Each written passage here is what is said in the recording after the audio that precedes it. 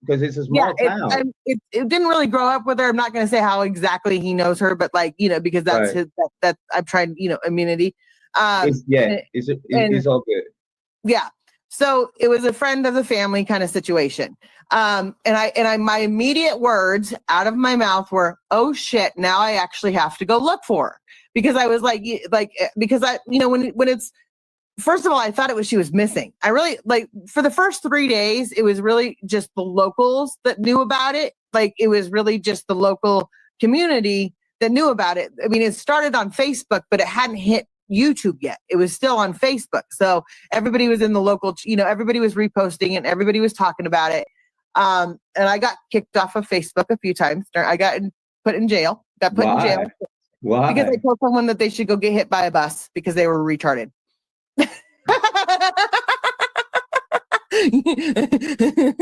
And so I bet you was like, it was well worth it. It was well worth it because she was fucking retarded, and I'm sure she's around in one of these chats somewhere, and she probably hates me from day one. So and I know the other one too that hates me from day one. But anyway, so I was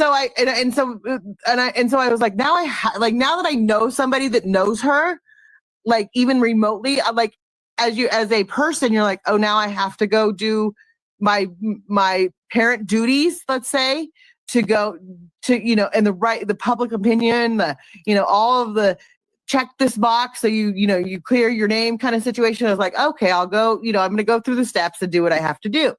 So yeah, that's when everything kind of just spiraled out of control, because then I sent it to my daughter. Obviously, we all know who that is.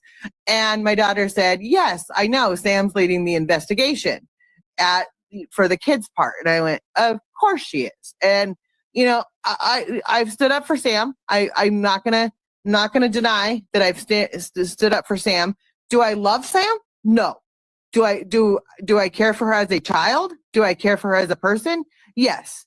And the reason why I say I don't love Sam, I don't know Sam. I don't like Sam and I, it's like, Jrod, you have your friends have, like, your oldest friends have friends. You don't love you don't love every single one of them. Like, it's like, for example, my daughter, my daughter's or my son's friends, it's not like I'm gonna be attached to them, like.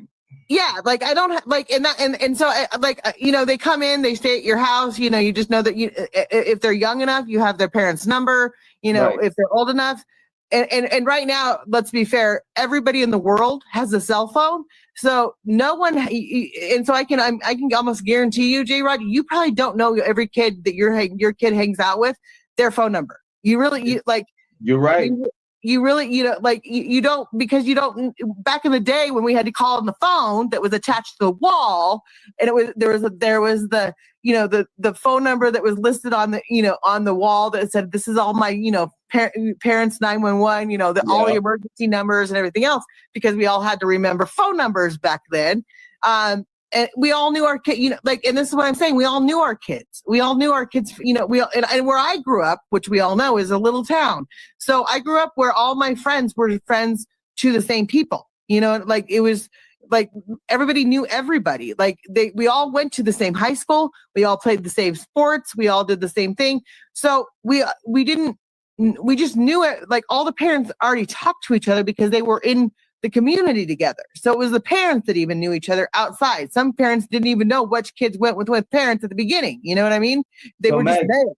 So Max, I could only imagine the whole town, because again, here, Alliance, Ohio is a small city too. It's small. It's like everybody knows everyone. It's also a college city.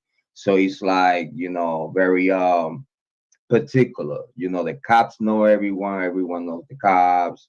It's like, it's really nothing, how can I say it? In moments of tragedy, everybody gets close, try to help.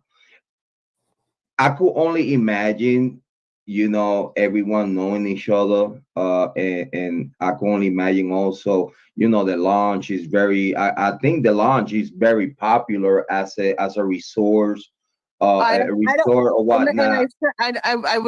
I've said this during the case, and I'll say it again. I only met Lindsay once, maybe Oh, twice, okay, but like okay. I only met her. No, I met her once. Yeah, I only met her once, and But what was it like a big call for help to like all parents and everyone came out? this is what happened. How I met, and again, you have to understand that, like, you have to put this woman is missing her daughter. Okay, Yes. she's currently missing, and she has no clue on where her daughter's at, and she wants her daughter's name out everywhere. But as much at this point in time, these are when I met her mom, when I met Lindsay. I hate to say this, and I know it's not exactly. Feel free, keep it coming, keep it coming. I know that it's not exactly true, but I kind of feel like I was the catalyst that brought it to YouTube, if that makes any sense, because I told Sam who to contact during that time and how to get it out worldwide.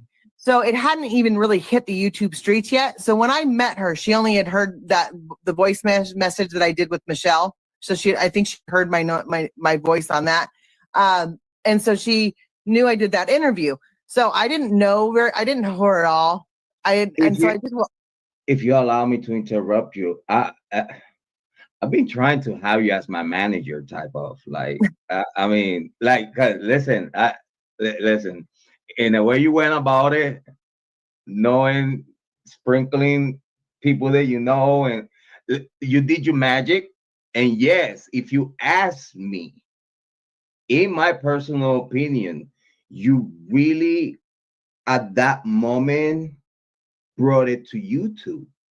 Knowing the people that you knew, trying to not just provide help to the family, positioning your daughter's friend in certain with certain content creators. They would give a light to the case, and somehow try to help the situation and spreading the word to the world, to see if some way somehow find Kiely Rodni, or it's a resolution or whatnot. I think that everybody should know that you was very, very important and essential for the case to get to YouTube and be consumed by the YouTube true crime community. We thank you for that. That's a double-edged sword. Thanks. I would like, and I didn't mean to, like, that's not something I like was trying to, I like, everybody thinks that I was doing this for attention. Everybody thinks that I was doing this because I wanted because I'm a bored housewife. No, you see, everybody at that moment have you, because again, remember, I was at the not that I was, but back then I was what we could call it the other side. Yeah. So I could tell you for what the other side was talking about you. And at that moment, listen, they have you as the mastermind, the master manipulator. Listen, she knows this one and that one and that one, and that's exactly all this other shit. And listen, she did everything tactically. And I tell you what, when I heard that and then I got to know you, I was like, well, she's very good at what she does, and I wonder if she could be my manager. You know what I'm saying? Like, I'm sorry for being myself, but I was like, yo, that was super dope. You know what I'm saying? I just really, like, I was just, I was just being me. Like, that's really what it was. And, like, I really just wanted to show the good side of Truckee, because everybody was showing the bad side of Truckee.